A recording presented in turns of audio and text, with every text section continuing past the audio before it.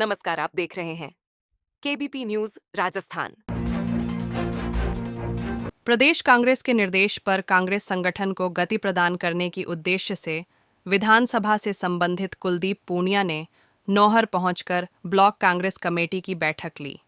बैठक में जिला अध्यक्ष सुरेंद्र दादरी, पीसीसी सदस्य राजेंद्र चाचाण, विधायक अमित कुमार, पीसीसी सदस्य व प्रधान सोहन ढिल, बीसीसी अध्यक्ष बनवारी लाल सुथार, जिला प्रभारी भंवरू खान, सचिव आनंद सैनी, कृषि उपज मंडी समिति के निवर्तमान अध्यक्ष बलवीर सुथार आदि शामिल रहे। बैठक में वक्ताओं ने पार्टी व संगठन को मजबूत करने की बात कहते हुए एकजुटता का पाठ पढ़ाया। प्रभारी समन्वयक कुलदीप पूनिया ने कहा, इस प्रकार बैठकों के माध्यम से संगठन को और मजबूत करने का काम किया जा रहा है। संगठन में निष्क्रिय पदाधिकारी की छुट्टी की जाएगी। उन्होंने कहा कि संगठन में वही लोग जगह पाएंगे जो धरातल पर कार्य करते हैं। पंचायत समिति प्रधान सोहन ढिल ने कहा कि सरकार के पास पंचायती राज योजनाओं में लगाने के लिए बजट तक नहीं है, जिस कारण प्रदेश का विकास ठप्प पड़ा है।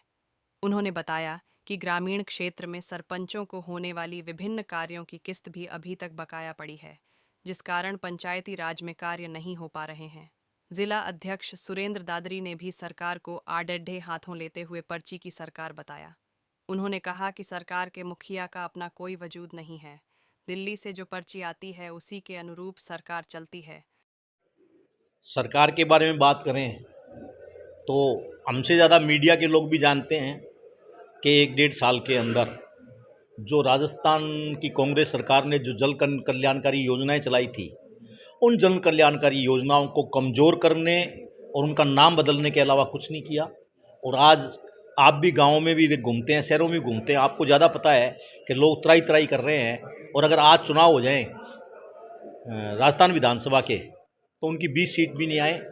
और पब्लिक इंतजार कर रही है कि अब जो पंचायत चुनाव आएंगे और नगर निकायों के चुनाव आएंगे, उन चुनाव में आप देखोगे कि कांग्रेस बेहतर प्रदर्शन करेगी और उन चुनाव में बीजेपी को पब्लिक सबक सिखाएगी।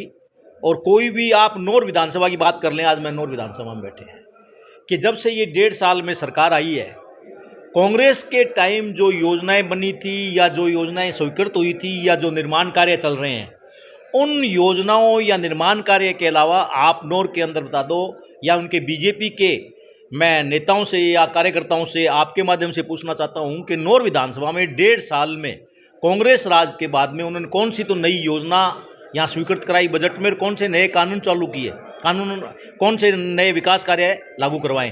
और जहाँ तक आज पेंशन की बात करो, कर्मचारियों की बात करो, पेंशन नहीं आ रही 1.5-6 महीने से। इसी तरह से नरेगा का पैसा नहीं आ रहा। नरेगा का पैसा प्रधान जी ड्यू होगा, 6 महीने से नरेगा का पैसा नहीं आ रहा। तो ये सरकार वित्तीय संकट झेल रही है और इनका वित्तीय मैनेजमेंट है नहीं, आपस में लड़ने के अलावा काम नहीं कर रहे कोई। ये पर्ची सरकार, जैसे हमारा प्रदेश नेतृत्व कहता है, दिल्ली से जो पर्ची आती है सारा प्रशासन अधिकारियों के माध्यम से चल रहा है। जनप्रतिनिधि खुद जो एमएलए वो कह रहे हैं साहब हमारी नहीं चल रही है। नागौर के एक एमएलए डांगा साहब का पत्र आपने देखा होगा, सीएम को लिखा कि मेरे क्षेत्र में मेरी नहीं चल रही।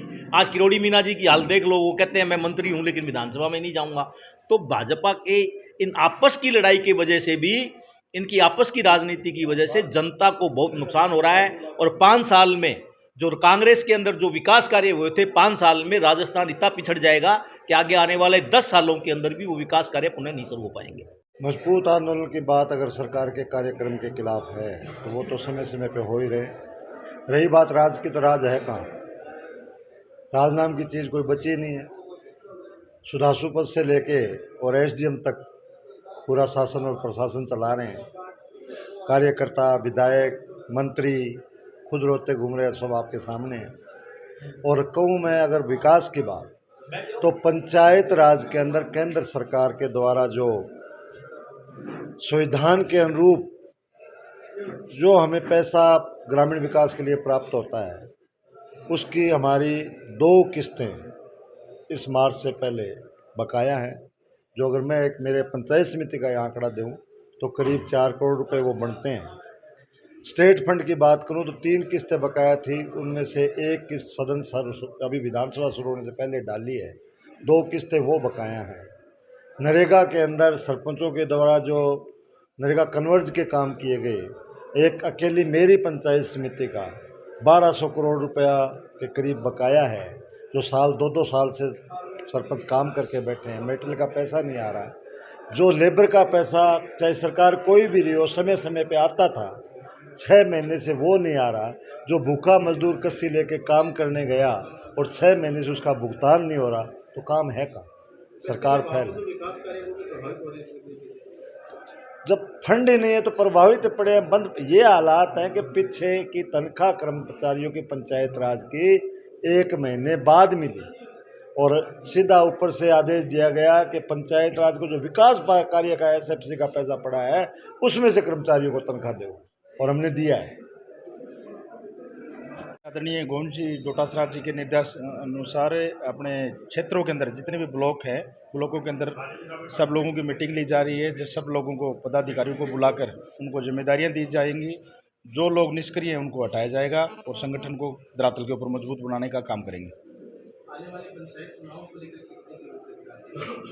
हमारे कार्यकर्ता है जो ग्राउंड स्तर के ऊपर वो काफ़ी मेहनत करेंगे और जितने भी इकाइयां हैं, हमारे ब्लॉक अध्यक्ष हैं, मंडल अध्यक्ष हैं, उन सब लोगों को जोड़ा जाएगा और सीधा जनता से सामंजस्य स्थापित करके जो राजस्थान कांग्रेस की पहले जन कल्याणकारी योजनाएं थी उनको जन जन तक पहुंचाया जाएगा और हमारा कार्यकर्ता जोर शोर से कार्य करेंगे।